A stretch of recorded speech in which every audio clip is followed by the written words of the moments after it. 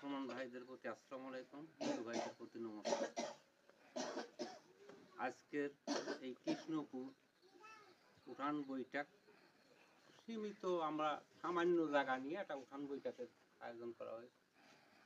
আয়োজনের প্রধান অতিথি অ্যাডভোকেট সাজিদুর রহমান ইদ্রিস, ইসলামপুর ইউনিয়ন বিএনপির সভাপতি।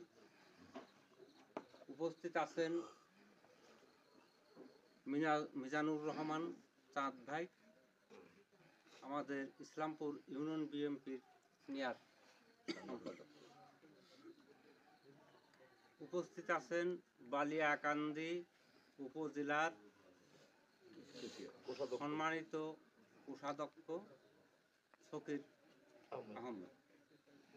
এখানে আরও উপস্থিত আছেন আমাদের ইসলামপুর ইউনিয়ন ১ নং ওয়ার্ডের সেক্রেটারি শফিকুল ইসলাম হাতেম ভাই। উপস্থিত আছেন কৃষ্ণপুর এলাকার মান্যগণ্য ব্যক্তি। আজকে আপনাদের নিয়ে বসা, যে জন্য বসা আমাদের সভাপতি সাহেব, আমার হাতেম ভাই, ফকির ভাই, সব কিছু, চাঁদ ভাই,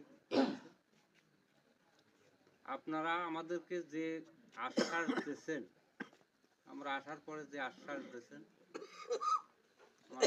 দা, অশোক দা, সনাতন দা, আমরা শুনে খুব গর্বিত, সন্তুষ্ট হয়েছি যে আপনারা এই চর কৃষ্ণপুর 200-250 ভোট যা কাস্ট হবে তা আপনারা 100% ভোট ধানের শীষে দেবেন।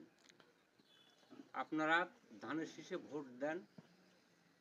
আমরা চেষ্টা করব আমাদের যে নেতা হারুন ভাই, এই হারুন ভাইয়ের সাথে নিয়ে আমাদের এলাকাটা যাতে আমরা কাজবাজ করতে পারি, সামনের দিনগুলো ভালোভাবে চলতে পারি।